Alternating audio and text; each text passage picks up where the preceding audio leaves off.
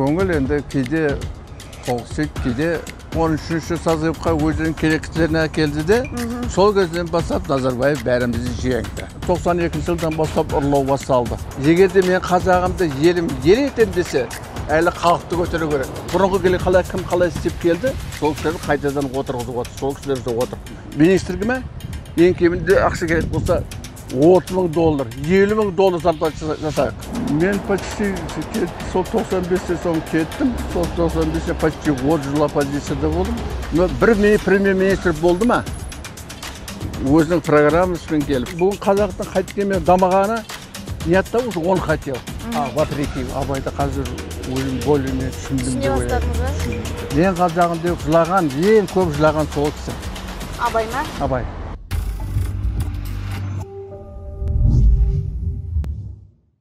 Ал Ғазиз аға, қалыңыз қалай? Денсаулығыңыз қалай? Қал жаман емес.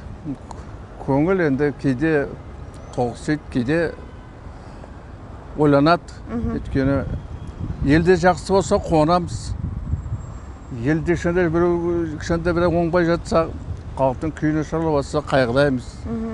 Өйткені сол бас кезінде қателік жіберді ғой, басқаша істегенде басқаша болады деген ой туады. Жалпы саясатқа өзіңіз қалай келдіңіз? Мен өзім ол кезде партия болды ғой. Бірінші 13-ші кезінде мен бірінші хатшы болдым Атырау облысында, облыстың. Ол кезде алдында депутатқа, сонан депутатқа өттім. Бірінші хатшы деген қазіргі әкіммен тең, е? Әкім ғой қазіргі сол. Сонан өттім, әуелі депутат болдым, сосын әкім болдым.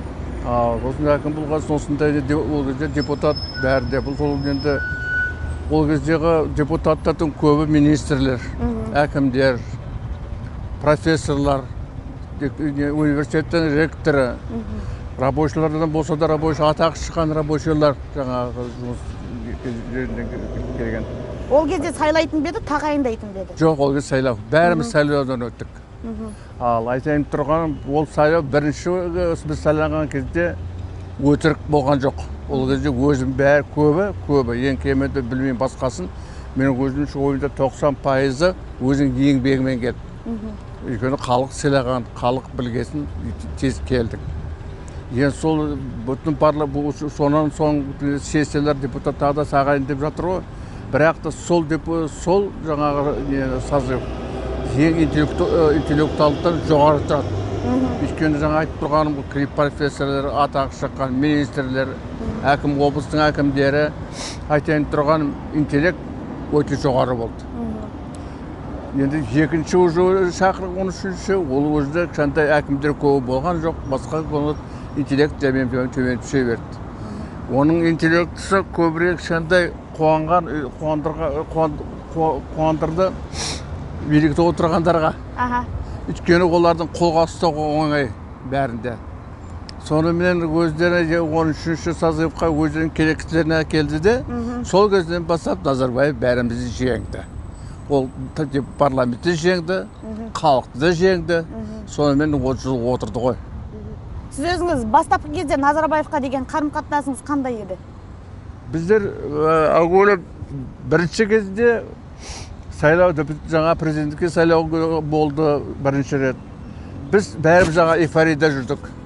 Біз енді ол Назарбаевтың жаман жағын ойлаған жоқпыз. Не болса да халық жігіттері айтты, қазақты қой. Қазағымыз жаңа қайткені көргені бар, жаңағы билікте істеген несі бар, тәжірибесі бар. Сайлайық деген сайладық. Өз басым мен Назарбаев шақырып алып айтты. Ғазизжан, енді достым, мен жаңа президентке түсейін деп жатырмын. Сен мені қолда, бұрын қазақ үшін істейміз, қазақтың болашағы үшін деген өзінің сөзі қайтарып айтырып отырғаным. Сол кезде бірінші сайлауға президентке түскен кезде жанымызда аяған жоқпын. Ол кісіге 99,6% алып бердім, дауысты алдық.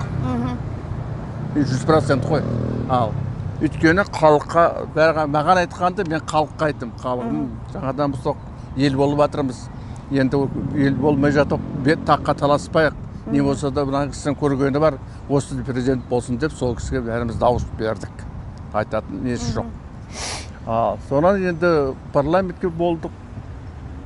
Сосын бұл кісі жәмен бәрін бізден ана олардан құтылғысы келді. Мысалы? Ну, бірінші ғасырда бұл кісі біреуді жұмыстан шығару үшін реформа жасайды. Реформа жасайды да, реформаны қайта сайлауға апарады, керек емесін сайлауға кіргізбейді, өткізбейді. Соныменен сол кезде бірінші хатшылар, бір сәтті облыс полковниктері төрағалардың бүгін екінші сазықта біреуде болған жоқ. Бәрі қалды. То есть бұлар келісімен интеллектуальный жаңағы несі, интеллектуалдық базасы, интеллектуалдық энергиясы парламенттің азайды.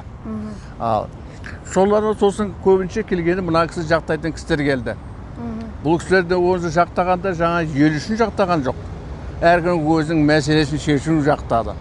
Бұл кісі өзі бізді жаңағыдай азда бір жыл істегесін білдік, бұл кісінің ойы басқа екен. Сосын өз басым көңілім қалды. Мысалы, несінен қалды сіздің сол кезде? Көңіл қалғанда бірінші кезден бастап жаңағыдай енді совет үкіметі құлады. Сосын мені жаңағыдай партияда бұл кісі мені қолынан келгенше маған жұмыстан шығару үшін бұл қайтан мені маған өзіне берікті өзінің қолына алып әкімдер сайлайтын өзі болды. Сосын бұл кісі маған звондады, билікке бүгін мен қайтадан әкімдерді тағайындауым керек. Ол кезде мен председатель областного советімін. Ал бұл специально әкімдікті кіргізіп, енді әкім сайлаймыз деп, сол әкімді кімге керек өзіне сенетіндерін сайлады да, өзіне сенбейтіндердің бәрін итеп-таптап қалды. Шығарып жіберді, общий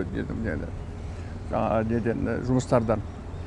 Өпкірейтін ештеңе жоқ, сайлау, президенттің қолында билік, кім сайлаймыз деп сол сайлайды, қояды. Солай қойды, маған хабарласты, айтты. Мен сен орныңа біреуді нетейін деп отырмын, тағайындайын деп отырмын. Егер менімен істейтін болсаңыз, істегің келсе, нететін болсаң, ойыңды айт деді.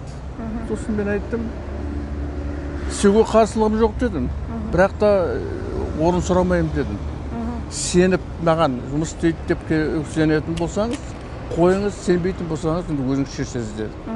Екі рет маған хабарласты телефон, мен екі рет сөйтіп қайталап айттым. Сосын менің алдымда бастайқысынан тағайындады Түгелбаев деген менің артынан. Сізге қандай, не ұсынды сізге? Маған бір рет ұсынған жоқ. Мен ол кезде депутатпын. Сонан неге мен мында комитет бар еді, комитет по бюджету, по экономике, по бюджету. Сол кезде кім Абделден мен шақырады, мен депутатпын. Сіз соңғы комитеттің төрағасының орынбасары болыңыз деп. Ол кезде кімнің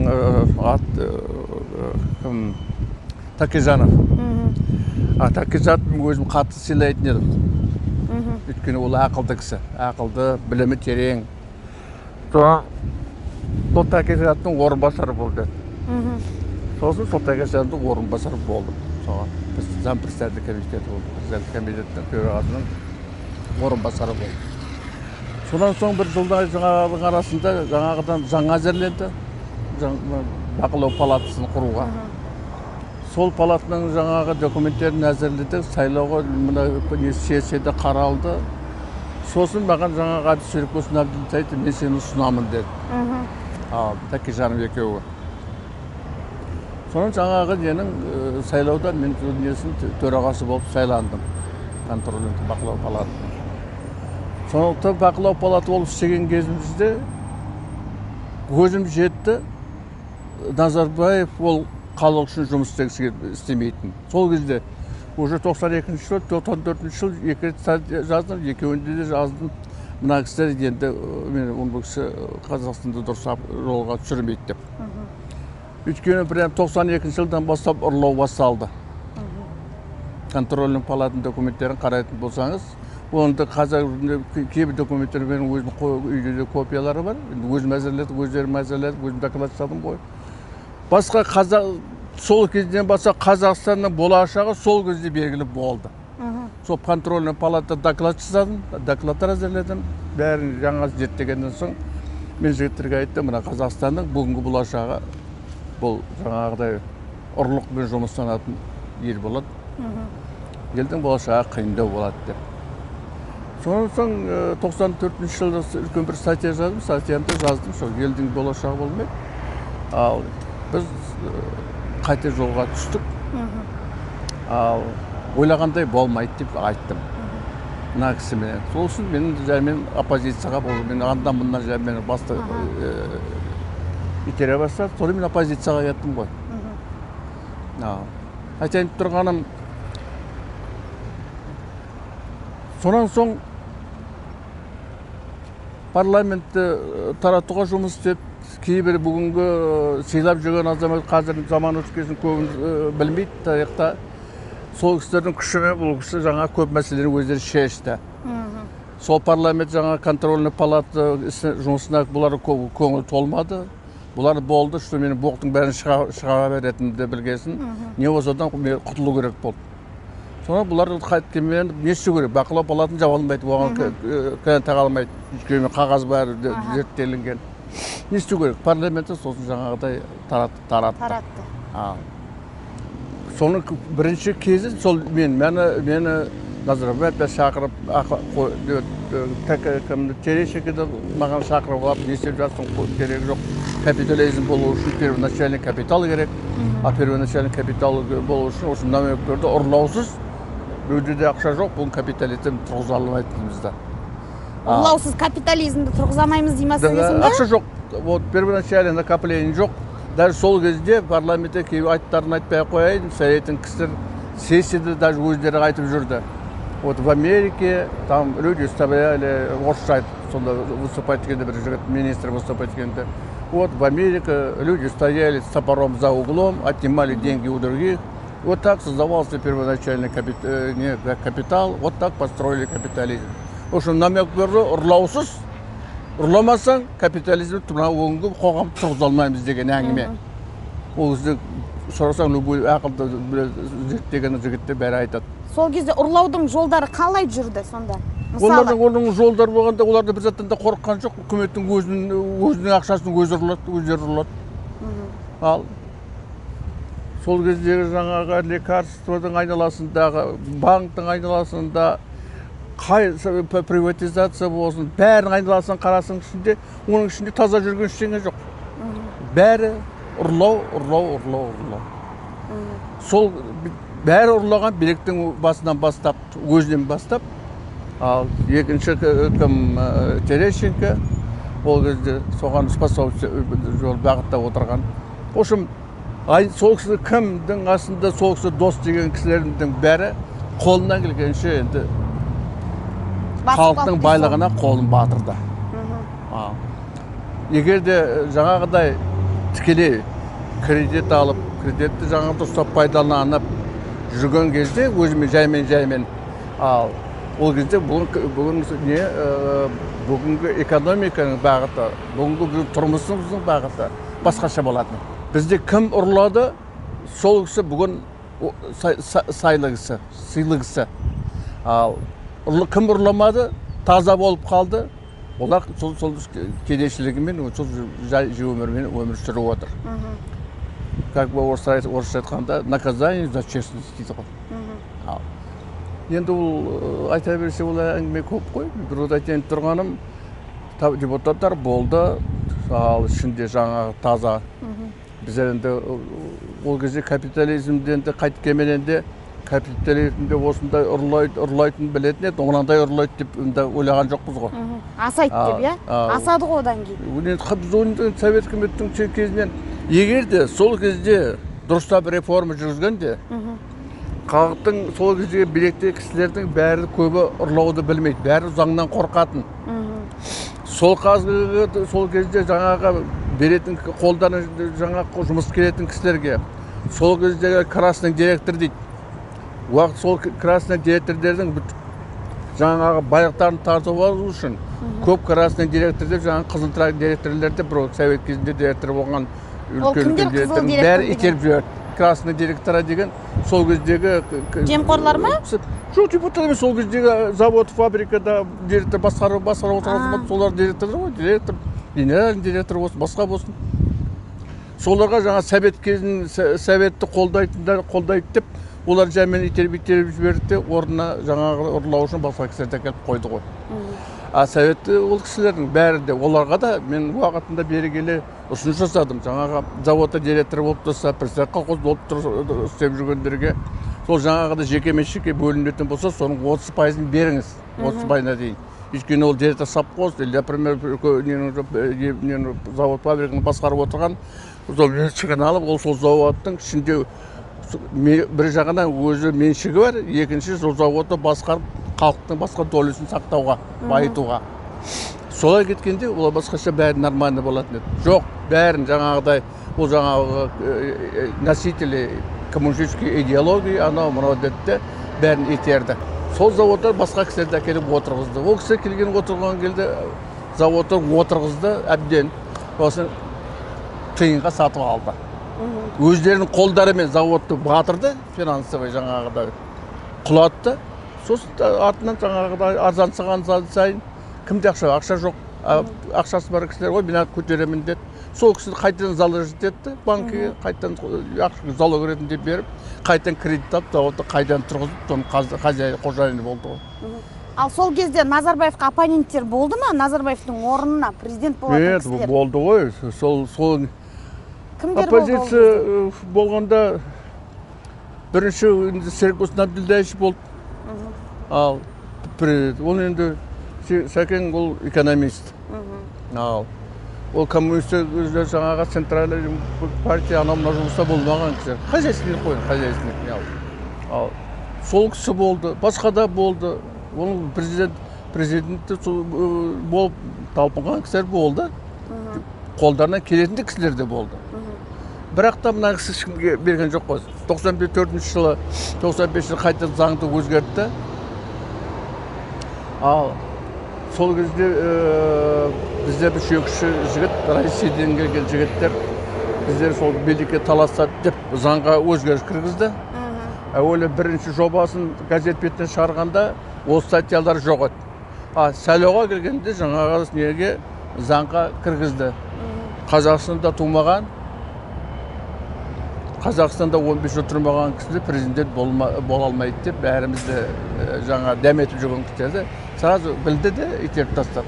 Сізді де кіргізді ма оның ішіне? Сіз Астраханьнан шыққансыз ғой. Соған кіргізбеді, мен Астрахань Россияда туғанмын ғой. Сондықтан жаңағыдай жасап, бәрімізді реально кім бұл кісімен күресетін кісілерден ол жаңағыда бір зат тауып бәріне мін тақты да, бәріне әйтеуір талант кіргізбеді ғой сайысқа. Сонымен осында өздерінің кісі подхалимдері, айналасына подхалимдерін жинады, парламентке де өздерінің кісілерін жинады. Сол кісілермен сол 95 жылдан бастап таратты, келесі парламентте өзі кім керек, соны алып келді парламентке. Сонан соң парламент деген де ол атағы. Не президент айтады, соны қабылдайды. Мен естіген жоқ қой, бір ішінде, осы 20-30 жылдың ішінде бір депутат бір заңға қарсы болып, жаңағыдай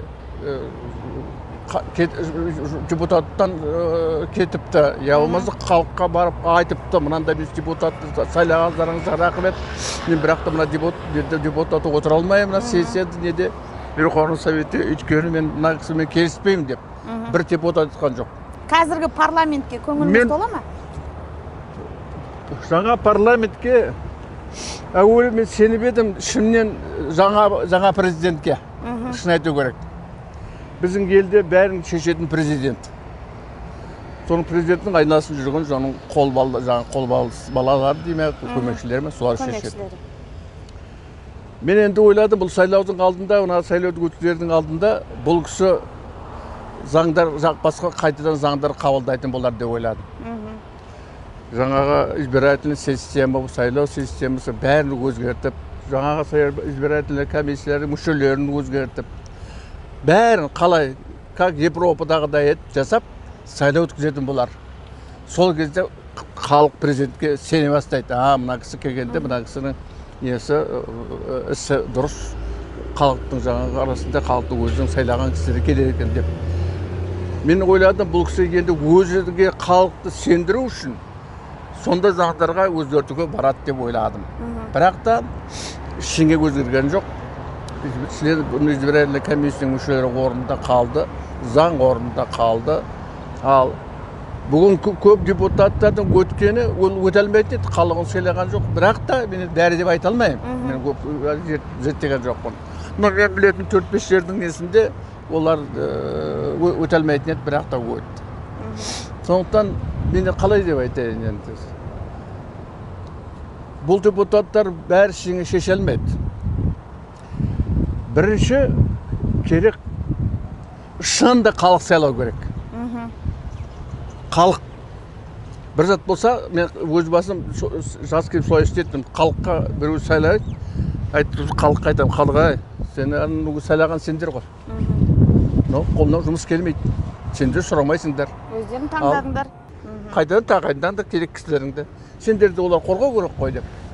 Енді бүгінгі парламенттің ішінде енді бір-екі жігіт бар енді ол мен білетін. Әлгі әйтеуір анда-санда болсын өзінің көңілін айтып, биліктерге көңіл толмайтын.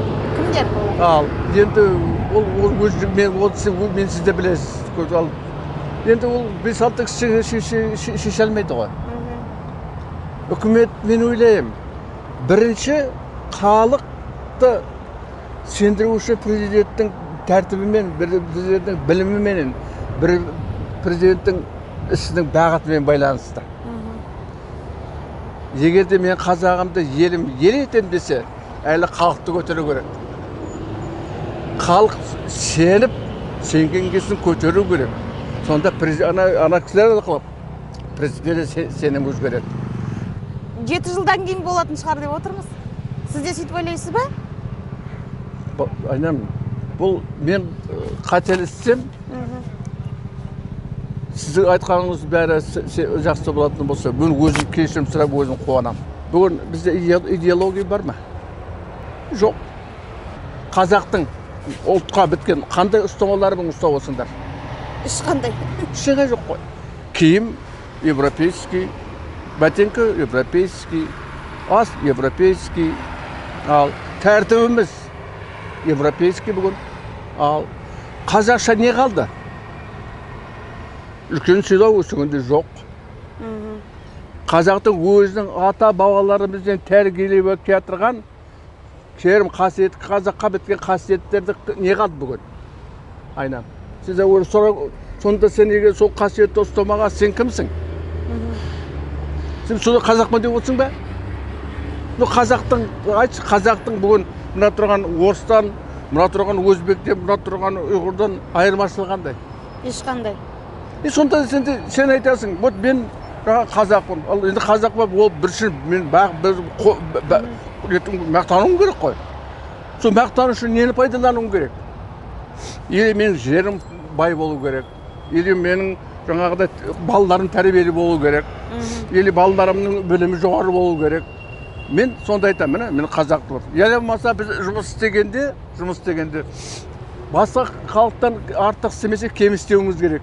Біздің өзіміздің жерімізде егер де мен ұлтшыл болып, ұлтжанды болып, мен ұлтшыл емес, ұлтжанды болғым келсе, мен қазақтың атына кір келтірмеуім керек. Жұмыс істеймін ба? Менің жұмысым біреудің Европаның европейсінен кем болмау керек. Киім тіктім ба? Европейсінен кем болмау керек. Мен бүгін төмендегі жүрген кісі емес, жоғарыда өзімді қатарым деген кісімен сайысқа түсуім керек. Сонда елдің авторитеті болады. Мен кеше бір жақын арада маған бір слесарь келді, қазақтың баласы. Жұмысын таза істейді. Балам айтты, балам сен қазақ екенсің дедім. Сен қазақсың балам дедім. Қуанып отырмын. Сен мына істеген жұмысың бір немістің жұмысынан, бір орыстың жұмысынан кем емес. Міне сен қазақсың, қазаққа кір келтірмейсің. Өйткені қазақтың қолына бәрі келеді, сен көрсетіп отырсың. Біз өзіміз тек мақтану үшін қазағым демеуіміз керек. Біз қазаққа кір келтірмейтін жолда жүруіміз керек. 4 жылдың ішінде президент болып отыр. 4 жылдың ішінде оған тәрбиелеу керек еді, шүрге бір 60 кісі. 60 кісі керек. Уақытында мен программада сондай айтқан, мен сұрағанда неше кісі деп айтқан, 54 кісі болса, мен 54 кісі мен Қазақстанда переден өтер. Өйткені әр жерге жаңағы білімі терең, көргені бар. тәжірибесі бар, таза істейтін кісілер керек қазір. Біз ондай кісілер жоқ. Бұрынғы келе кім қалай істеп келді, сол кісілерді қайтадан отырғызып отыр. Сол кісілер отыр. Оларда жоқ. Оларда көбін бәрін қазір жүз айтатын, бәрін қарап отырған уақыт бар. Оның ішінде жаңа терең интеллектісі бар. Жаңа сонымен байланысты қазақ үшін жанын салады дегенге мен сенбеймін, ондай жоқ, олардың бәрі бай. Ал жастарға сенесіз бе? Жастарға сену үшін, жастардың психологиясы уже испорченный. Қазіргі сол кездегі, бас кезіндегі жастарды дұрыстап тәрбиелеген кезде, сол балдарды, сол кезде жаңа советский үкіметі кетіп, орда біз келіп атқан, қазақтың бұл көмелек келіп атқан кезде, сол кезде балдарды тәрбиелеу керек еді. Біздің школ, бүтін мектепте, біздің, например, біздің жақта институт тұрғандар бәрі де взятка үйренді. Институтта сен оқыдың, экзаменге тапсыру үшін төлеудің аздап. Зачет тапсыру үшін ақша төлеудің. Сонда сен взяткамен кірген кісі, онынан білім алып шығып келген жоқ қой. Сол взяткамен келді ғой. Оның білімі жоқ, не істеу керек? Ол енді только подхалим бола алады. Білім жоқ. Соңында біздер жаңаға білімді орнына дұрыс білім бермей, сол подхалимдердің бәрінің санын көбейттік қазір. Қазір қайда барсаң да жаңа сенің шымадарыңды арқалап жүретін, жаңаның қасында қағазды портфелін ұстап жүретін кісі көп, а просто жұмыс істейтін кісі жоқ. Жұмыс істеу керек. Жұмыс істеу үшін қазір үкімет уақытында айтқам. Біздер халық тәрбиелеу үшін, мына елді көтеру үшін, министрге ме ең кемінде ақша керек болса $30,000, $50,000 зарплата жасаңдар. Тек ұрламасын. 100,000 төлеңдер. Мен даже уақытында айтқаным, мәрге пенсияға шықты ғой. Соны президенттің орнына соны президенттен шақырып, соған жылына $1 миллион төлейік $. Сонда егерде Маргарет Тэтчер бізге президент келгенде 12 миллион екен. Назарбаев деген миллиард табырлады ғой, туысқан тумасы менен.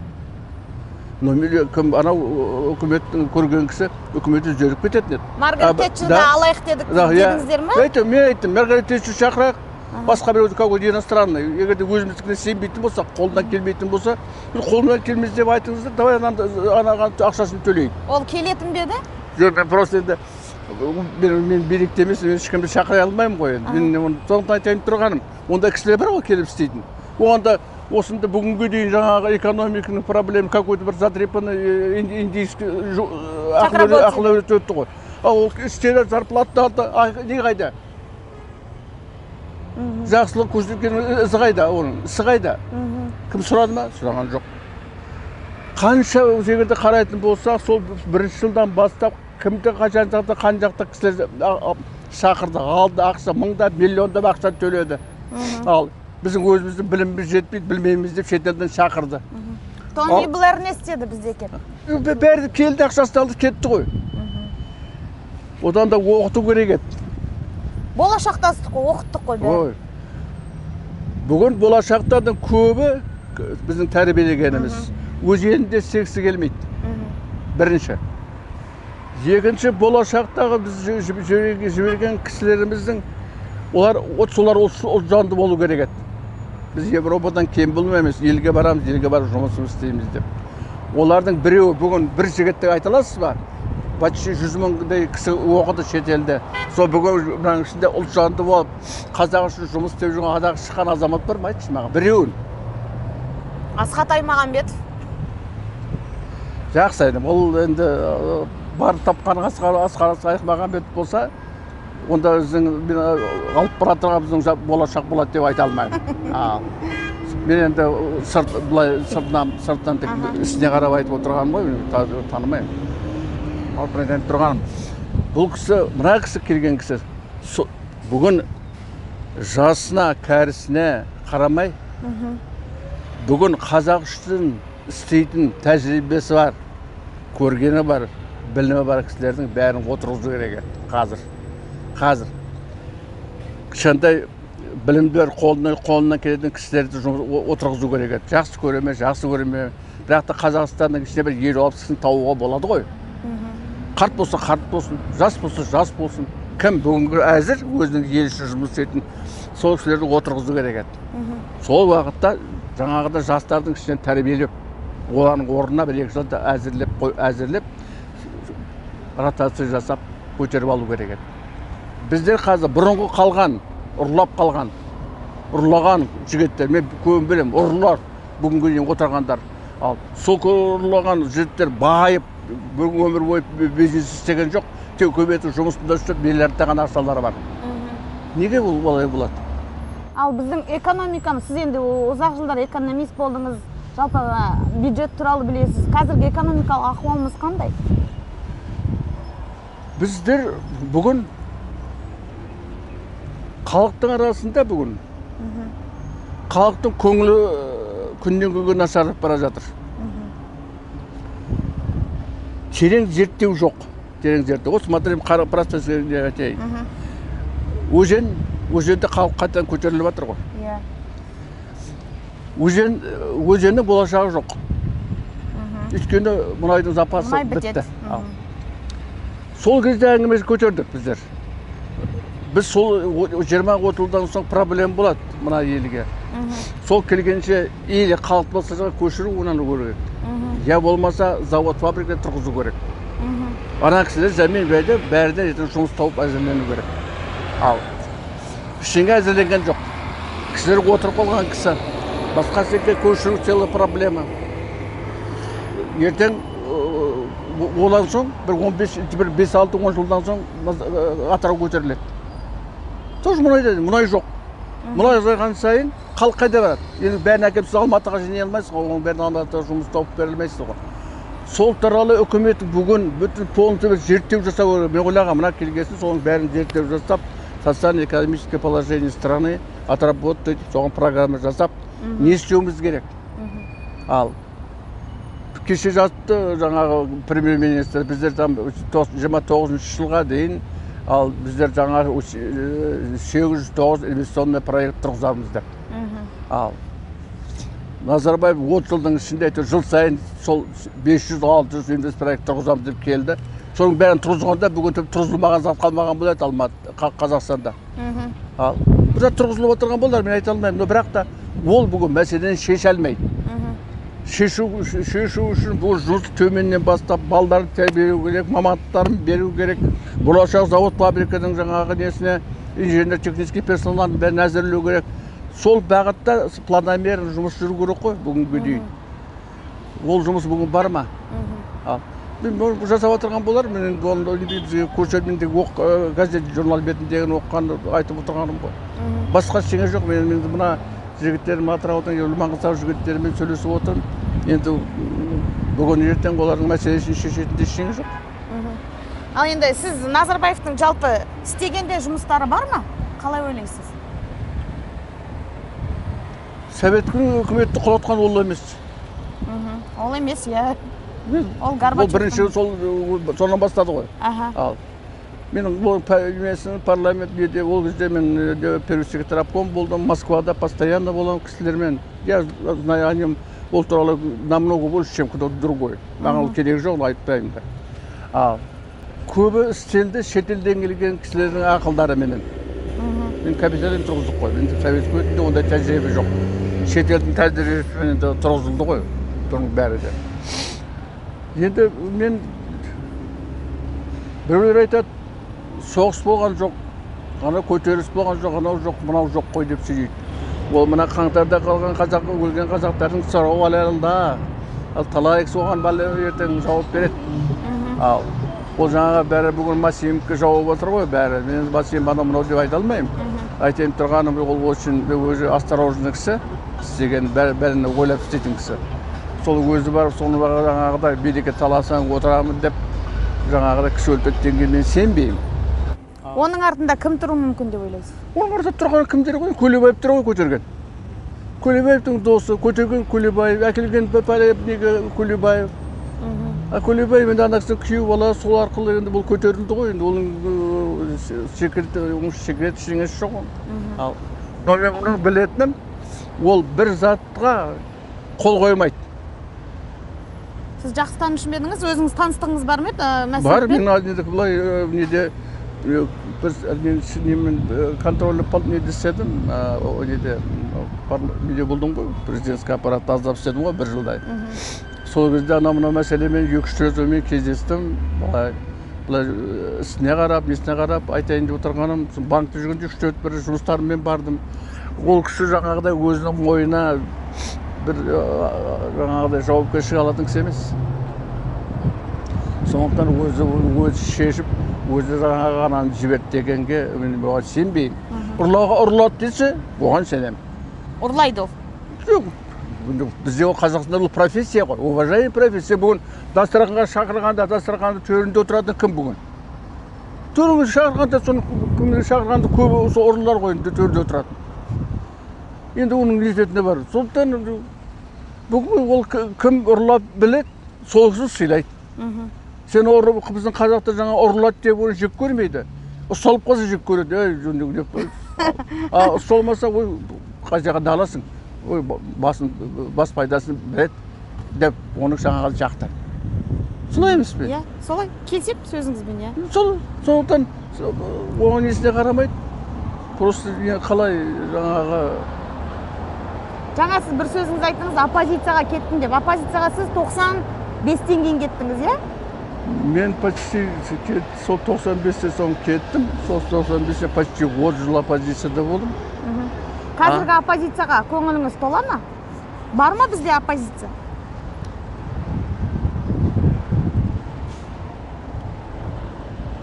Во-первых, бірінші оппозицияның негізі көбінің өкпелі кісілер. Орын бермей қалса уақытында биліктегілер. Я болма тағы бір мәселелеріменен. Қазағымның бүгін өмірі нашарлап кетті, қазағымның болашағы жоқ. Сол үшін деп оппозиция келдім деген бірең саран көрдім. Көп көрген жоқ. Көбінше бәрімізде өпке. Билікке өкпе. Сол өкпемен бүгінгі дейін жүрміз ғой. Бәрімізде президент болғымыз келеді. Біреуде жаңа даже премьер-министр болғысы келмейді. Премьер-министр болам деген кісіні көрдің бе сен? Вообще болды ма газеттің журналдың бетінде? Сұрақ көрмеппін, премьер-министр болғыңыз келмейді. Біреуде премьер-министр болғысы келмейді. Бәрі президент болғысы келеді. Айтайын тұрғаным бұл үлкен мәселе. Екінші мәселе бүгін біздің оңбай отырғанымыз. Бізде правительствода управлениеде жауапкершілік жоқ. Мына сен бүгін кабинет министр келді ме командасыменен? Кетердің алдында олардың каждый министр есеп беру керек. Мынаны істедім, мына қолымда келген жоқ, мына қолымнан келді. Сосын халық болсын, парламент болсын, жұмыстан кетердің алдында оған жаңа сынын айту керек. Мынаны істеген жоқсың. Сондықтан бүгінгі безответственный, қалай сен мен істеймін, жақсы істеймін бе, жаман істеймін бе, менен ешкім ештеңе сұрамайды. Солай емес пе? Екінші мәселе, премьер-министрға мен осыны бітірейін. Премьер-министр.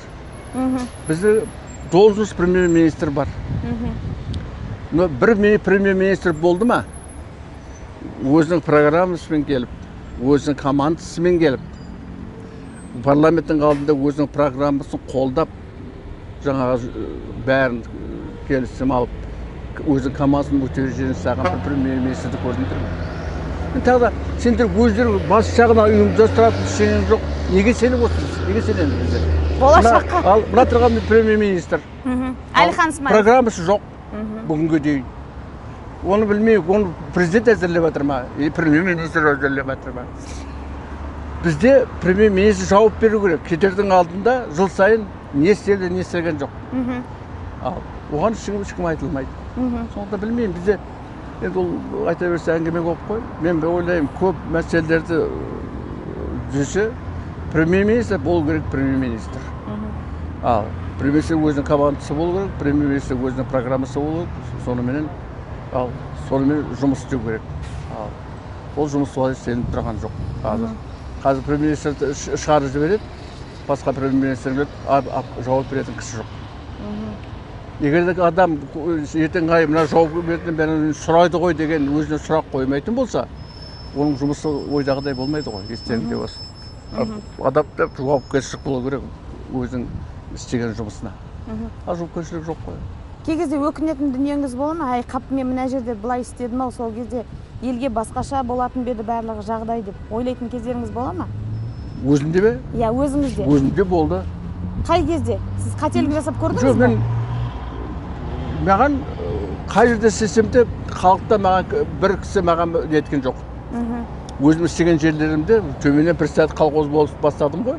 Председатель жер болдым, колхоз председатель колхоз болдым. Бүгінгі күні артымнан мені іздеп барып зерттеді ғой, маған жаман бір тау үшін. Мен әр уақытта халық үшін жұмыс істедім. Ол жаңа әңгіме үшін айтып отырған жоқпын. Өйткені ол кезде совет кезінде халық не айтты, соған бәрі де тыңдайды. Мына председатель колхоз туралы жұмыс істемейді екен деп, ертең жұмыстан шығарып тастауы мүмкін. Дұрыстап оценка бермей қалуы мүмкін. Қай жерде жұмыс істесем де, өзім жаңағы айтылып отырған істің бәрін өзім істеймін. Алардың алдында полный анализ жасаймын, оценка беремін, командалардың бәрін қараймын, алатын кісіні аламын, алмайтын кісі кешірім сұраймын, сен боссың, істемеймін. Ресейден бізге қауіп бар ма? Мен қазір осы көбейді ғой, жаңағы Россия жауап ететін, я болмаса кімді жауап ететін Қытайды. Россияға бүгін жаңағы жаңағы Қазақстанның өзінің составына кіргізіп алып, жаңағыдай өзінің бұрынғыдай ел болып дегенге ондай бүгін психология керегі жоқ. Ол психология бүгін вообще мир изменился, миропорядок вообще өзгерді. Бүгін қандай болса ел өзімен өзі болған жақсы.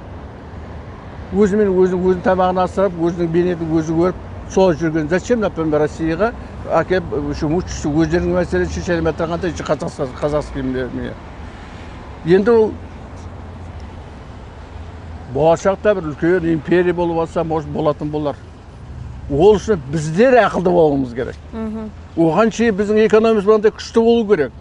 Сен егерде қазағыңдың бүгін тұрмысы нашарлайтын болса, ертең қазақ қорғамайды ғой. Ақпаршаның қолында болып көрді қой құсын. Шемсе мынандай болған соң, сол Ақпаршаның қоласына барақ деген әңгіме басталады. Қазіргі жастар үйтіп ойламауы мүмкін ғой. Жоқ. Бүгінгі жастар, они более европеизированные. Вы посмотрите, Канада қанша қазақ кетіп жатыр. Шетелге Россия қанша қазақ та кетіп жатыр. Сондықтан деп тұрған жастар бүгін бұрынғыдай болмайды. Жастар бүгін қай жерде жақсы төлейді, қай жерде жақсы условия бар, сол жаққа барады. Олардың психологиясы басқа. Менің баламменен мені жасқа сайыстыруға болмайды. Ой, мынау жерім ғой, қойсында қайда барам, әке шешемнің моласы осында деп мен отырам. Осы күнде олар оны ойламайды. Олар қай жерде жаңа өмір ішінде жеңілді, соны іздейді. Енді 12-ші созывға қайтадан оралайықшы. Міне сол ғимараттың алдында отырмыз ғой, кезіндегі жоғарғы кеңестің ғимараты болған жер. Мынау бұл жерден сіздің біраз өміріңіз, саяси өміріңіз өтті. Кей кезде осы ғимаратқа қарап не ойлайсыз? Мен просто бұны сатып жібергенде сатып жіберді ғой, қызына бергеннен кейін. Мен өзімнің қалай бар үйренді қойын. Бәлен жылдан болды, парламент болды, ар жағында Верховный Совет болды кезінде. Мен өз басыма бір, қалай деп айтам, бір тіректі жоғалтқандай болдым. Елімнің бір тірегі жоғалғандай болды өзіме. Ал өйткені бұл қалай деп айтайын, осы айтқанда бұлар енді энергияның орталығы ғой. Иә. Умственный энергияның орталығы. Ал әр жерде, қай жерде постоянно сол жерге дает энергию, не дает энергию, совсем это басқаша вещь. Но я считаю, что это что, потому что мына ішінде ақылды жігіттер болды уақытында, грамотный, бәріңді. То есть центр был энергии, центр был знаний, центр был принятия решений. То есть она была как опора государства, как моя опора. Ему хорошо, мне хорошо деген сөз ғой. Ал сол кезде как-то маған көңілім шын айтқанда жақпады. Неге берді екен, не сатты деген әңгіме болды, шын айтатым жоқ. Конечно, олар без этого здания могли обойтись, керек емес заты, они в некоторой степени, они меня оскорбили. Мені қазағымның орталығын, мынау, это основа нашего государства. Біздер всегда должно быть, вот это здание, он основа нашего государства. Один из столпов нашего государства. Сондықтан сол жаңа билікті мынаған сатып жүргенде, мен өз басым сол кезде жігіт достарымды айттым, бір зат жоғалтқандай болды мына елде. Біз 10 декабрь күні енді Қазақстан дегенді алатын болдық қой атауды. Бұған дейін басқа бір депутаттар Қазақ Республикасы дегенді ұсынғандар болды, иә? Неге Қазақстанға тоқталдыңыздар сол кездегі депутаттар? Ол кезде жаңа айтып тұрғаным ғой, ол кезде мына кісінің авторитеті үлкен жоғары болды. Назарбаевтың. Назарбаев. Менің айтқаным өз басымның Қазақская республика. Казах как национальность, республика как форма правления. Екеуі де полностью, екі полностью жаңаға впитывает в себе. Енді республика Қазақстан деген, стан деген государство, стойбище, государство деген соқ, стан деген, персидского языка же. Қазақ елі, мынау жаңаға система управления, жаңаға республика дегеніміз. Республика Қазақстан. Сондықтан Казахская республика, она бізге, она как бы бердің сұрақтардың бәрін жауап береді. Қазақ десең қазағың бар, республика десең жаңағы немен республиканская система управления бәрі де бар жазылған. Стан мына жерде вообще лишний. Лишний. Ол айтылды. Бұл кісі жаңағыдай нетті, дауыс соғғанда жаңағыдай бәрі жеңді. Ал мінберге шығып кім ұсынды осыны? Кімді? Депутаттардың ішінен кім шығып ұсынды Қазақстан деген? Жоқ, предварительно Қазақстанда командадан білмеймін, қазір есіме шығып кетіп отыр. Сол Назарбаевтың кісілері жаңағы оққанда өздері сол ұсыныс берді. Қазақстан деп, Республика Қазақстан деп. Қазір есімде шығып кетіп отыр.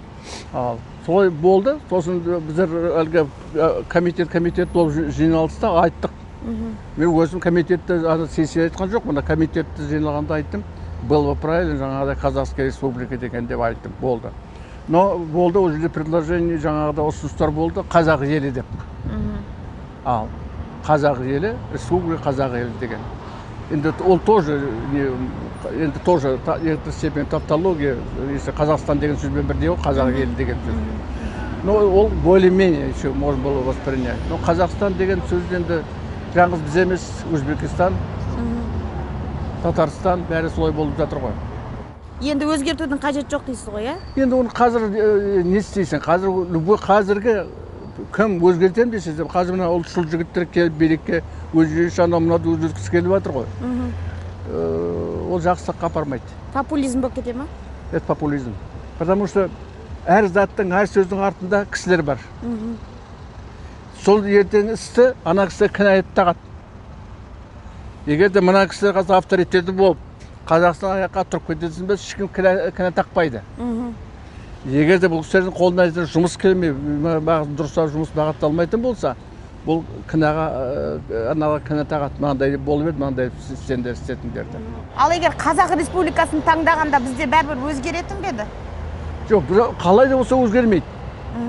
Одан өзгермейді, өйткені билікке келген кісі, мына заңды сыйлау керек. Егер де билікке келген кісі заң сыйлайтын болса, біздер басқаша болған болар еді. Парламент керін істеп тұрған парламент болған болар еді. Жаңағы правительство болып істеп тұрған болар еді. Проблем болып тұрғаны бір кісі бүтін биліктің бәріне қолы жинап болғаны болып тұр ғой. Қолынан келе ме, білеме, жете ме, жетпей ме, бір кісі бәрі мен білем деп отыр ғой. Ол бір затты білмейді. Сондықтан біз сол кесірінен қазақтың бүгін қазақтың қайткен дамағаны не от того, что он хотел, а вопреки, вот это вопреки. Потому что рыночная экономика, она разрывает бәрібір. Какой бы крепости не построил, ақша табу керек. Сондықтан сен любой жаңа препятствиені бәрібір шығарады. А декларацияны қабылдайтын кездегі жағдай қалай болды? Сейчас есіме шығып кетіп отыр. Мен көп декларацияны қабылдағанда қазір сейчас не вспомню, но біздер енді көп декларацияға көп не болған жоқ. Акцент қойған жоқ, ешкім көп. Вопрос қойылған жоқ. Сразу қабылданды. Сіздер сол 12 шақырылымның өзінде бөлініп жүрдіңіздер ме? Назарбаевтың депутаттары және оның емес депутаттары. Бергелеп біздің ол біз бөлінейін деген жоқпыз. Ол кісілерді өздері ол бөлді ғой. Енді жаңағы таратқанда да сол депутат таратқан депутаттың өздері ғой.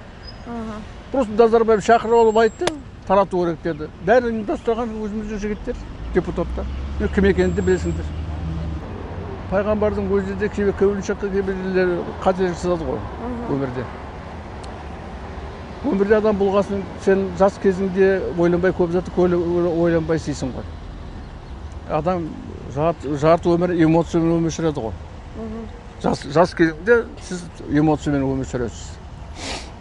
Уже 50-ден асқасын, 60-ға жақындағанда уже тәжірибе жинағасын, уже тәжірибенің с высоты практики, накопленного опыта, уже ты многие вещи по-другому смотришь, сравнитесің ғой. Кешірімді болатын бекесің? Адам вообще табиғат бұл заңы да ойлай болу керек. Кешірім.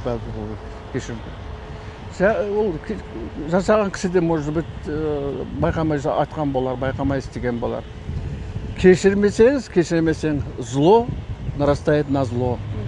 И становитесь слугой этого зла.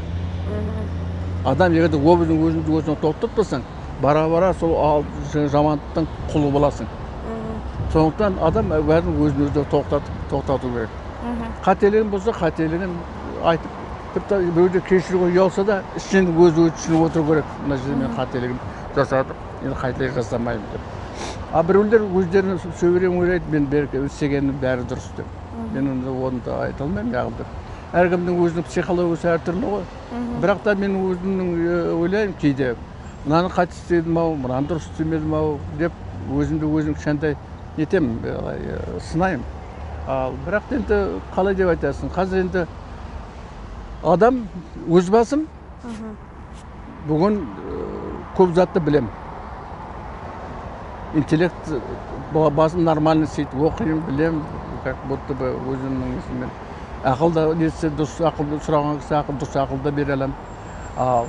Енді все равно бізде особенно неде бывший Советский Союз территориясында бәрі де бүгін сенің қолыңнан келетіні келмейтіні сенің жасыңмен байланыстырады. 60-ға келдің бе сені қарт дейді. Қытайда 60-ға келген кісіні бірінші сағат етіп қояды. Неге? Адам 60-ға дейін тәжірибе жинайды. Он становится мудрым, он становится терпеливым, он собирает плоды своей профессии. Он басқасына қарағанда кең әзірленген кісі. Сосын сен енді жас болғасын, қателігің көп барады. Еркек болса ерге барасың, ағады батап. Ол бәрі де сенің жауыңа, сенің артынан қарап жүрген кісіге ол повод для разговора. 60-тан соң уже сен ондай көп болмайды, қателігің аз. Ты қорықпай, сескенбей жұмыс істейсің, сенің артында бір түспейді. Сондықтан айтайын тұрғаным, просто біздер қазақ халқы жас сыйлайтын кісі едік. Жас, үлкен кісі болса, үлкен кісі деп сыйлайтын. Қазақ бүгінде ол үлкендер сыйламайды, қалды. Қазір ол не жоқ. Ауылда мына туысқан тумалар аға деп сыйлайтын да боларсыңдар, бірақ та цельный, если қарайсың, на огромной плоскости қарайтын болса, ол жоқ. Қазір үлкен сыйлау деген жоқ. То есть біздің қазақтың качествосы, национальный качество үлкен сыйлау, қазір ол жоқ. Балалар жағынан тұрған балаларға жоғалды. Қазір мына Алматыға автобусқа отыр, қасына келіп 60-ға 70-ге кемпір тұзыда орын бермейді. Неге беретіндер бар ғой аға? Көп елдің ішінде берген сұрағын болады ғой, енді совсем болмай қалмайды ғой. Соны айтайын тұрғаным, мына несі, қазіргі мен өз басым нететін болсам, я қазір бүгін интеллекті бар кісілерді жинап алған болар едім. Уақытында Назарбаевқа айтқам, сіз әр елде екі кісіден халық сыйлайтын кісілерің болсын. болатын болсын әйелде. Мен айтамын, ертең халық көтеріліп сізге қарсы жатырғанда тоқтататын кісі жоқ. Сізді тыңдамайды, сіздің әкімдеріңізді тыңдамайды. Халықтың ішінен шығып, ай балаларым қойыңдар, ойланайық деп айтатын кісі керек.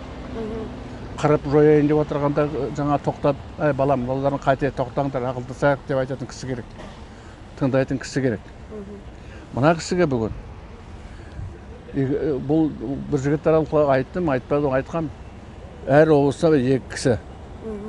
Ақсақалдар. Ақсақал болған деп айтамыз ғой, насам, 60-ға келсін, 70-ге келсін. Ну, ақылы дұрыс кісі болады ғой. Сол кісілер халық келіп өттің жаңа өкпесін сол кісіге айту керек. Әкімнен қорқат басқаға айтпайды, мынаған өзінде кісі ғой, келіп айтады ғой. Сол кісі мына кісі қорғау керек. Мына кісі ана кісіге айту керек. Мынандай өкпе бар. Халық мынандай бүгін көңіл толмай отыр. Мына кісі тыңдау керек. Жаңадан андасында емес. Айына бір рет пе, айына екі рет пе, үш айда бір рет пе. Жаңағыларды жинап алып, халықтың айналасында тұрған әңгімесін халық ана президентке жеткізу керек.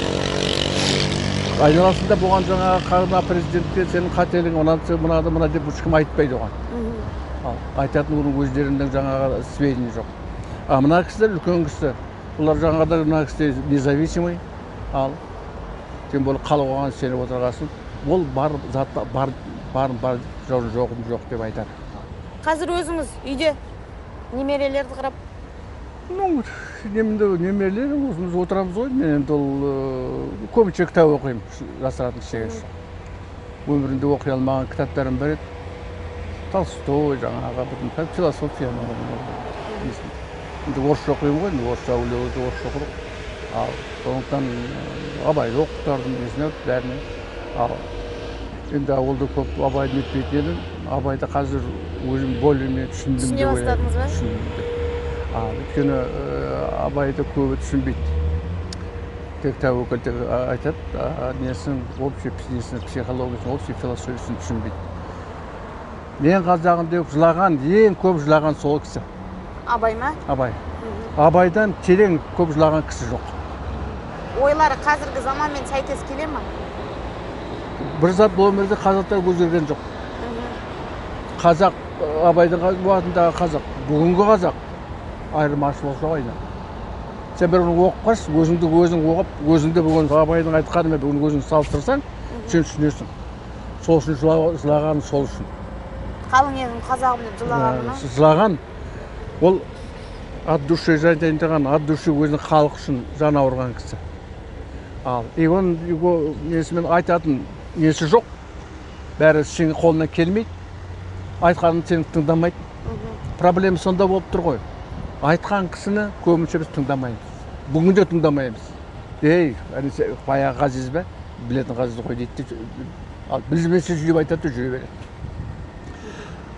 Әркім жылаған кісінің жырының ішінде ауру бар, боль бар. Мы должны любой заттың ішінде, ойлаймын, произведение болсын, басқасының ішінде болсын, главная суть, главная мысль изменить человека. Если он, например, не меняем, зачем тогда читать вообще? Жақында бір жас кісі шығарып, Абай туралы жазып кітабын берді. Он написал почти 4 тома кітап. Өзімді айттым, маған өкпелеме дедім, мен бір зат түсінбейтін болармын. Ты боль, Абайдың боль души, ты не мог передать. Боль тела это одно, боль души намного тяжелее, тяжелый ауру. Практически на него, во-первых, лечение жоқ.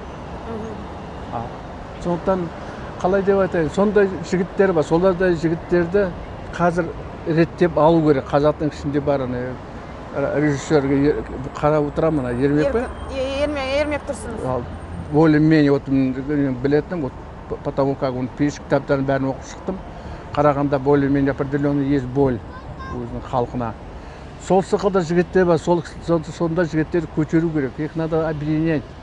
Вот что-то общая боль, а в некоторой степени должны указывать на то, что кто должен правильно действовать, тот человек, который стоит у власти. Біздер оған ойлаймыз, от него зависит.